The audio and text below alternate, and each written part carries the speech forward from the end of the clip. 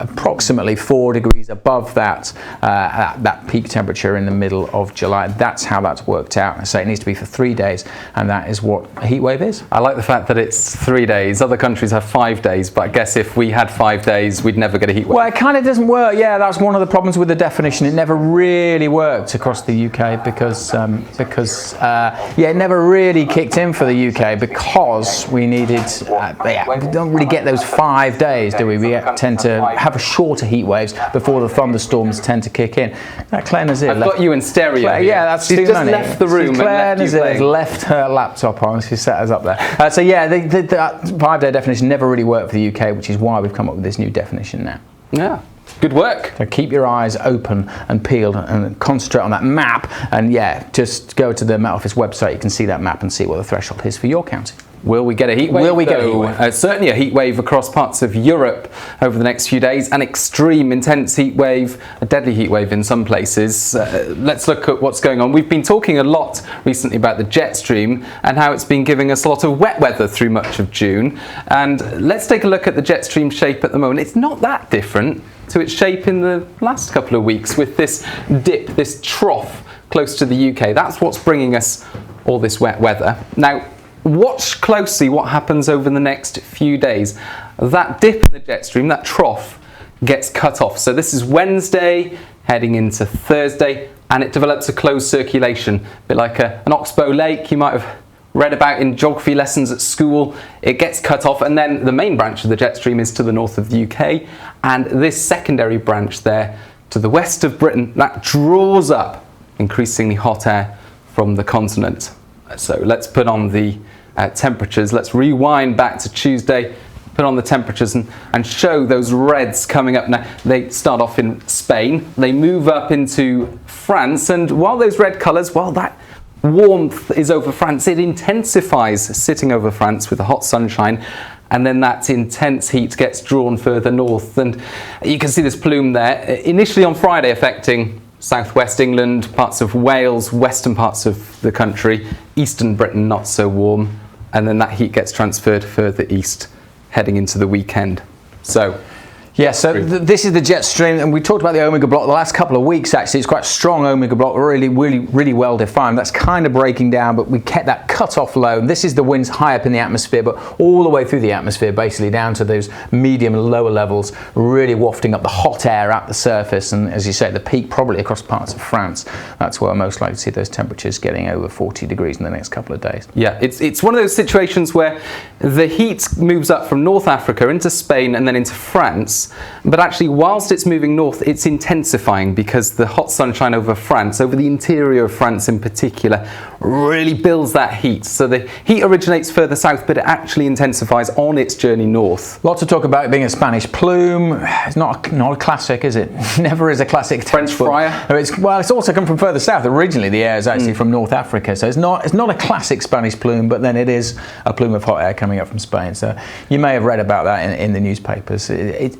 Well, we're sort of the devil's in the detail, isn't it? We're being a bit pedantic by saying it's not a proper Spanish plume. Yeah, for meteorologists, the Spanish plume incorporates thundery storms and a breakdown from the west and all of that sort of thing. There are several ingredients that have to take place. But for the general public, obviously, it's a plume of hot air coming from Spain, essentially. So there you go.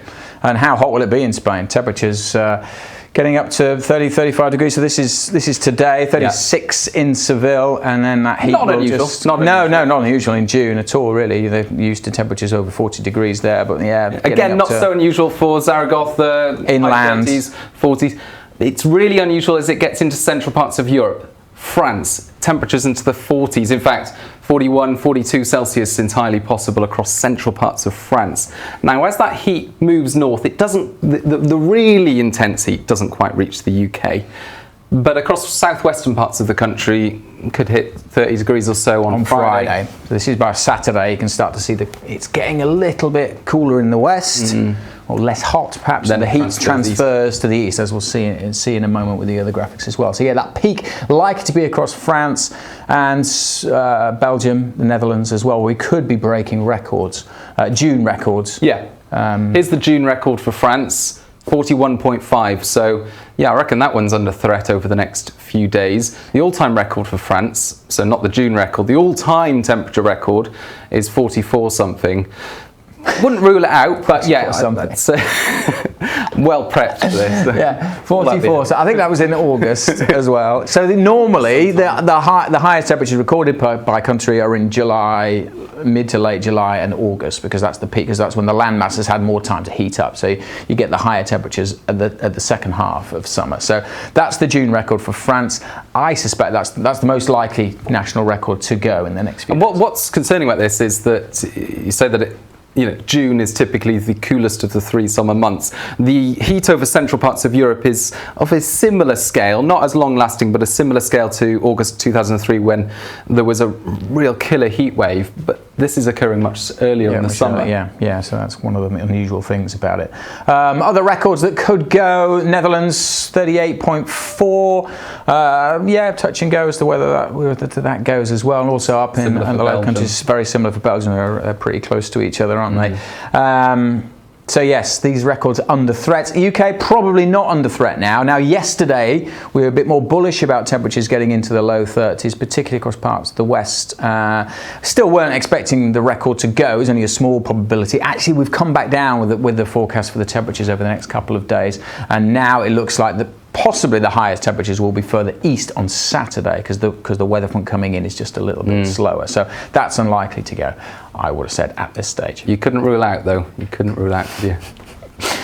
But forecasting records is very, very difficult. It's a very tricky thing to do. There's such local sites and such minutiae and microclimates play a big part. Someone could get that, but not have a thermometer. Yeah, exactly. It's all about where we've got observing sites coming in. So yes, that's a quick look at the hot spell of weather across Europe and how it may affect the UK. We'll have more details in just a moment. Should we see if we've got any questions coming in from Claire? Turn your laptop off now. Yeah. I want to say, first of all, sorry there was no sound for the first 2 minutes of our broadcast today. And maybe, Alex, we can recap on the definition of a heat wave. Maybe we can go back to that graphic in a minute and describe what's going to happen and whether that hits the heat wave thresholds. But certainly a lot of people are interested in the heat across the UK. Are we going to hit any all-time records? Thanks very much for that question from, hang on, I'll have a look, and yes, Jonathan Van Dijk. Well, the all-time record is 38.5 degrees Celsius 2003 in Faversham, and certainly that was after a real build-up of heat over many, many weeks. So this one's slightly different, but certainly the heat across Central Europe at the moment, Western Europe, is pretty much higher than that, and that heat will keep going for the next few days. And the other question that a lot of people are asking is, how long will it last for?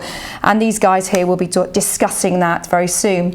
Interesting question from KSITFC.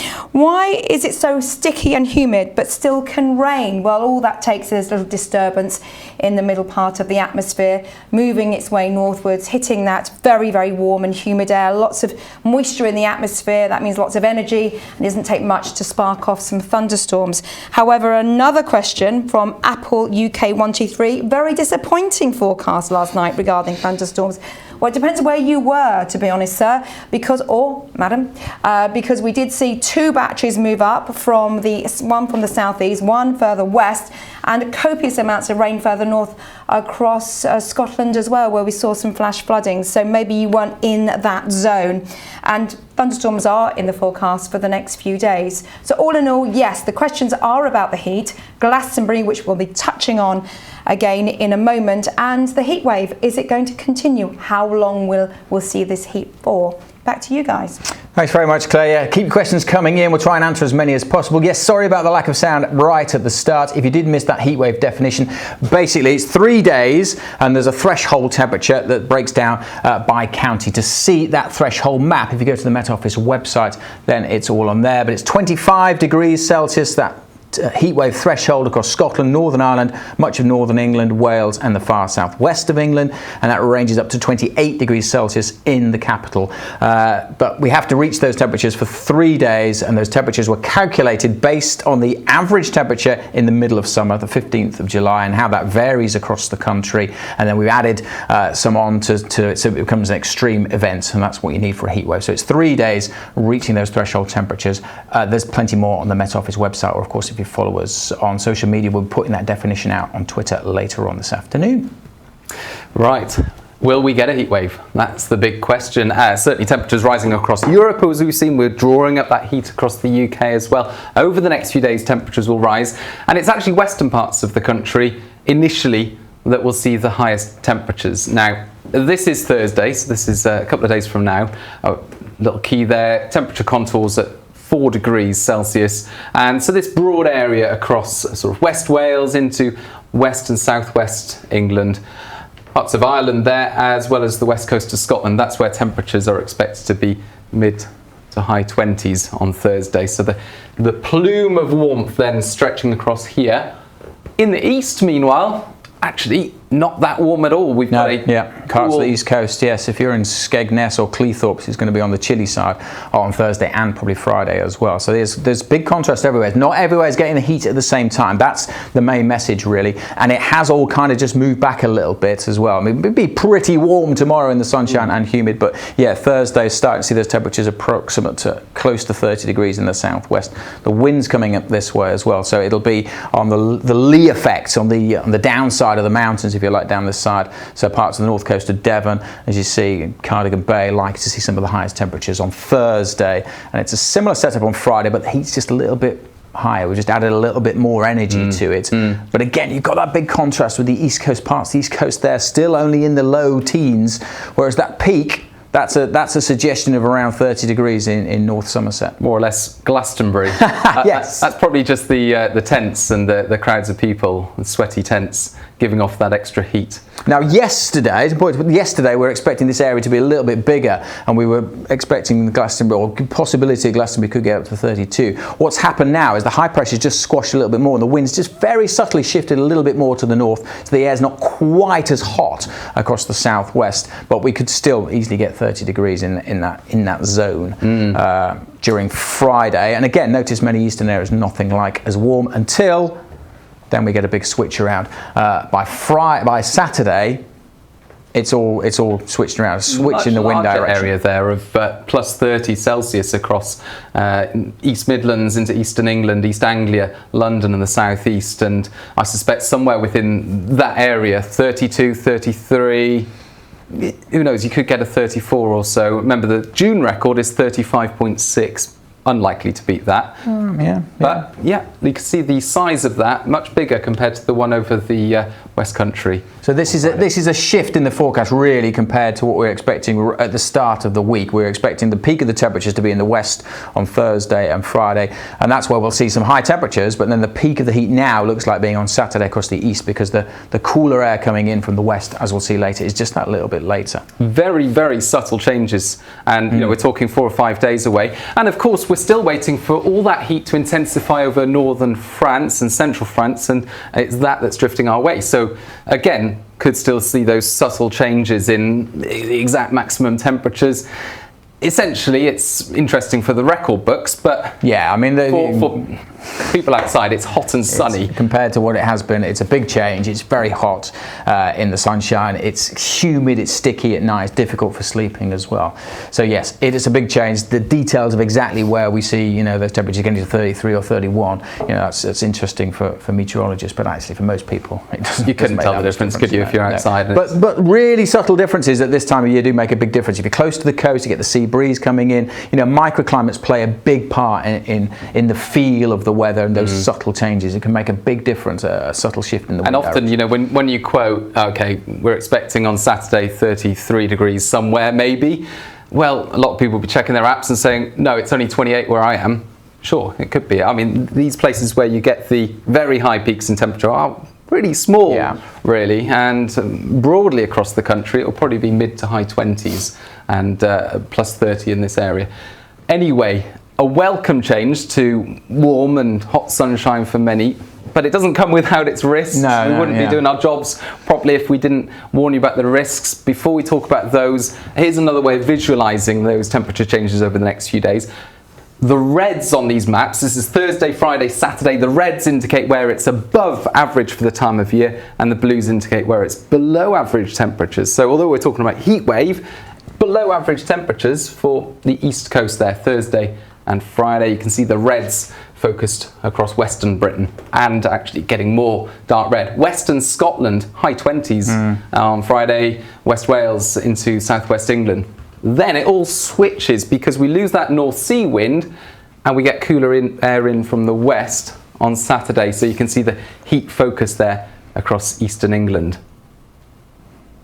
But yes, you're right. It's not all just about the heat. There's our consequences with hot weather. We haven't seen much sun so far this June. I know many people have been desperate for a bit of it, but just be aware as the sun comes out over the next few days, you will need the sunscreen on. UV levels are going to be really jumping up. They're at their peak at the moment because we've just had the solstice, and that's when the sun is at its strongest. We get the highest temperatures in July and August, but the sun really gets to its strongest levels around about now because it's the position of it in the sky and there's less atmosphere to absorb the UV. So UV levels will be high or even very high across some parts of the south in particular over the next few days. So yes, fine and sunny, but don't forget there's lots of advice on the NHS website as well as our website about how to protect yourself from the sun. Try and avoid those peak hours between 11 and 3 p.m. Make sure you've got sunscreen on, make sure you've got a hat on. That's UV. A lot of people have been noticing the pollen as well.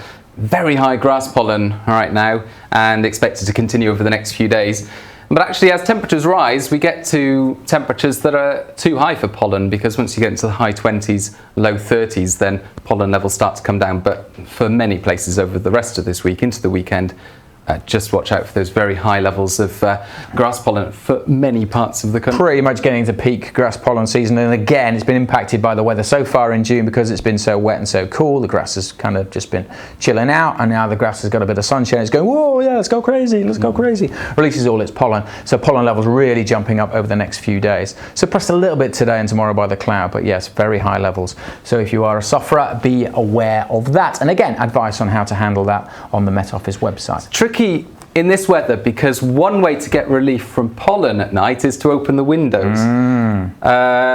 Or close the windows, I should say. It's the other way around, isn't it? But what you want to do as well is avoid opening the windows because it's going to be very warm overnight. I don't think our touchscreen is liking this warm weather, is it? It's having a few issues. But yes, it's going to be warm at night, uncomfortable for sleeping, really tricky conditions for sleeping across large parts of the UK. Temperatures, particularly tonight around 11 o'clock midnight, still up at 20 degrees in many parts of the UK, so uncomfortable for sleeping. Uncomfortable for sleeping in tents in particular. Yeah. There's a big tent gathering in the next few days in Glastonbury. Yes, we've already hinted at it. Glastonbury happening. People already arriving. And yeah, we're going to see temperatures really jumping up over the next couple of days. So if you are packing, if you're just about to go to Glastonbury, please don't scrimp on the sun cream. You're going to need a lot of it. Water as well. Take in a lot of water. This is what we're expecting at Glastonbury. I mean, great news. The fact that it's going to be so dry and bright, plenty of sunshine. I suspect we could go the whole Glastonbury without seeing a drop of rain. Wow, they're quite rare, those Glastonburys. Yeah.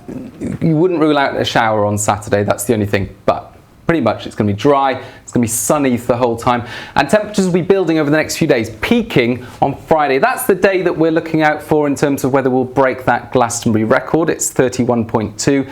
Now looks like it's more like 29, perhaps 30 degrees on Friday. You wouldn't notice in a crowd of people. It's going to be hot, whatever. Blazing sunshine at 5 in the morning. It's going to be hot, whatever, wherever. Yeah, it's just going to be hot and sunny. And then some relief there over the weekend, something a bit fresher coming in, but it does take its time. Still Saturday, mid-20s, and by Sunday we've got that cool air coming in. And it's going to be really mild by night, 14 to 16 degrees. Quite a brisk wind actually on Friday. The flags will be streaming out there. It's quite a brisk wind blowing on Thursday and Friday. That will be noticeable, coming from an unusual direction from the east there, and that's that complete switch from the easterly to the westerly between Friday and Sunday, making for a complete difference in those temperatures. And it is going to be very gusty in places over the next few days. Very localised concentrations of wind gusts. Now this is heading into Thursday and Friday. These are the wind arrows, southwest England, and they're going to be bouncing off the hills. I'm just going to skip forward to a graphic that shows that. It is going to be gusty, and there could be, because of the hills, because of that could have an impact on aviation even, because of the This is the wind gust graphic. The UK there is outlined. You can see it there. Most of the UK, these light blues, relatively light wind gusts. But for West Wales, there across parts of northwest England and the southwest in particular, if we zoom in on the southwest, you can see now these bright colours in the southwest, just to the west of Dartmoor. That's something known as lee wave gusts. So the wind just bounces off the mountains and gusts of more than 50 miles an hour or so. Not great if you're a glider pilot. It's because there's an inversion in it, so the inversion is stabilising those lower levels, and you get sudden gusts. Can be very dangerous, particularly dangerous in the Falklands, for example. So we've been flagging that as an unusual feature, and there's actually, you can find out much more about rotors on our Learn About Weather channel, our sister channel on YouTube. If you subscribe to that, then you can catch videos like this about how rotors form and why they form downstream of mountains. Yeah. So check that out. Great video on rotors. And if you haven't subscribed to our normal YouTube channel, our regular channel, please do click the button. Won't miss an update. Give us the thumbs up. Please do. And yeah, if you're going to Glastonbury, make sure you stay up to date with the forecast and make sure, as I say, you've got the sunscreen and you've got the water packed. Claire, you've been to Glastonbury? Yes, I went on one of the wettest Glastonburys on record. I tried to leave early, but my car was stuck in the mud and I couldn't get out. That was 1997. Anyway, somebody's saying here, is it going to be the wettest June on record? Well, up to halfway through June, we were certainly tipping that balance towards 2012, which is still the wettest summer on record, but certainly we're seeing some drier conditions now, and that will tip the balance the other way. Although we've still got quite a lot to play for, to be honest. Another question coming in about thunderstorms. Callum Turley, is there any more thunderstorms coming? Well, as Aidan said, there is a chance of some showers into the weekend coming in from the west, and obviously there could be a thundery element to those, so keep an eye on the forecast for that. Are we going to get a decent summer, July, August and September? Jonathan Cowell from YouTube says, well, at the moment it's looking like the next few days are looking pretty good indeed, so can we just hang our bets on that and then see how the rest sort of eases through the next few months? You never know, we will get some more warm weather, but you know, still early days, it's still early days. We also talked about the easterlies. They will be fresh across the south coast through the next few days. And if you are doing any walks, like there is a Baz Petch is going to be doing the South Down Way from Thursday for the next 7 days. You'll get some fine weather, some very hot weather. Remember to stay hydrated, but the wind will be quite strong through Wednesday, Thursday, and also into Friday before it eases into the weekend. Jasmine Ashley McBurney, what about southeast Northern Ireland? Are we just going to get average temperatures with some nice sunny weather? Well, you're going to get the best weather before the end of the working week. That's where we'll see the strongest sunshine and less clouds. As we head into the weekend, there's a bit of a change coming in from the west. It will be a slow process, but you may find more cloud there as the wind changes direction and that heat transfers towards the east. Lots of other questions coming in about the thundery breakdown. Obviously, we'll talk a bit more about that in a moment. And how reliable is the June record back in 1976? Well, it was measured in a Stevenson screen, and that was a standard measurement from 1884. So I'd say, yes, Nigel Clifford, it was pretty much a reliable measurement. These past records are checked all the time. All the time. They're constantly reviewed. Do you know when we may get some more noctilucent clouds? I'll leave that one for Aidan and Alex. Back to you guys. Wow.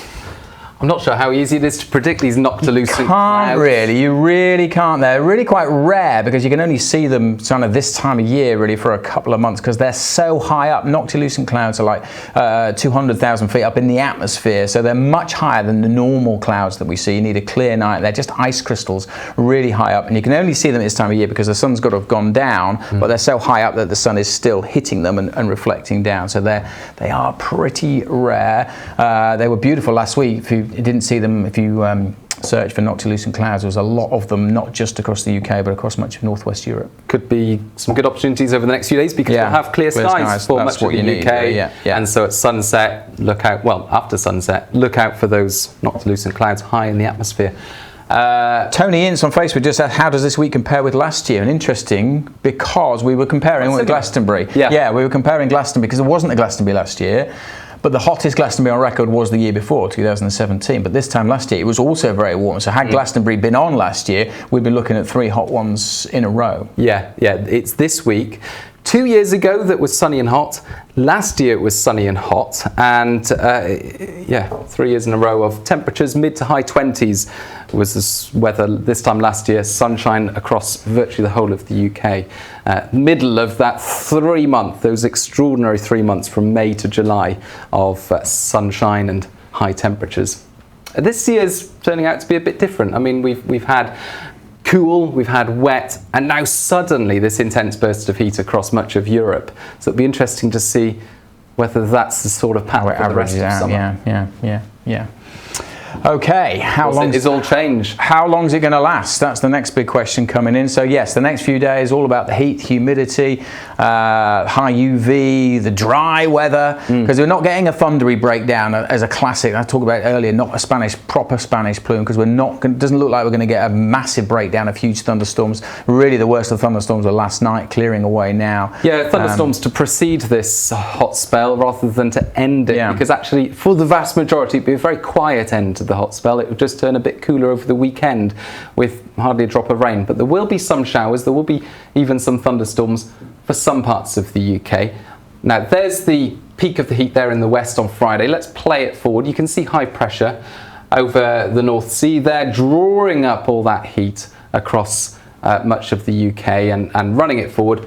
We've got low pressure, which initially serves to bring the very warm plume of air across the UK, and then that low pressure sort of curves around the top of the UK and swings a cold front in, and watch those reds disappear from the west on Saturday. So Saturday's the day of change in the west, and then it's into Sunday that we'll have those cooler air coming in. Look at that, Sunday, low pressure to the north, the map's gone yellow, almost green isobars across the country. It's back to square one, back to how we have been for most of June. Low pressure and temperatures at or below average. That's going to be quite some shock. And we talk about the shock to the system of this sudden burst of heat this week, but that is going to be wow. Certainly a dramatic return to normal in terms of temperatures, but actually not much rainfall. There'll be a few showers, some thunderstorms for Scotland as the cold front goes through into the middle of the weekend, but just a few showers really, mainly across northern Britain. I think for many in the south it's going to stay largely dry, if turning much cooler. And the outlook for next week is for more of an average airflow from the west, isn't it? So we'll have more on that in the 10-day trend tomorrow. The heat over Europe there, it's not far away. It's not looking likely to disappear anytime soon. So that could always be brought back across the UK. Yeah, it would over only the take a next few subtle weeks. shift to bring that heat back in at any time in the longer range. But you'll have the 10-day trend. No, I'm doing the 10-day trends tomorrow. I have the 10-day trend tomorrow. That'll be available on YouTube tomorrow afternoon and on Facebook as well. We'll look at the trends into July. Where is the year going? But yes, follow us across all the social medias, Facebook, Snapchat, we're on Instagram and Twitter as well as YouTube. Do give us the thumbs up if you like this. Any more questions to end with, Claire? Are we? No, but I do want to say we've got our very own Professor Richard Betts. Oh yes. Who's heading down to Glastonbury. He's there already actually, and he's going to be having open conversations about climate change right the way through Glastonbury. Oh, Richard Betts. That's my phone going off. I'm so sorry. So yes, Professor Richard Betts. So he's down in the rendition green of Happy field. Birthday yes, from that's my birthday Richard at the Betts. weekend. My phone just went off. How unprofessional am I? So go and find him, say hello, and have a conversation about climate change and all those things related to it, because he's been down there for the last few years and sort of conducting lectures. This time it's a bit more one-to-one. He's a great guy to talk. He knows so much. Yeah, if you are going, please do go and find him. He's a top man. That's really good that we're there doing all that. Excellent stuff, and we'll have more on that with a weather snap later this week as well. So yes, do stay tuned. The Met Office will be the people to tell you all about the temperatures. We are the gatekeepers of the meteorology, if you like. So make sure you're following the Met Office for the very latest on this hot spell of weather, how long it's going to last, and all that. Thank you very much for watching and bearing with us. A few technical issues, but hopefully all will be well next week, and I'm sure it will. See you then. Thank you.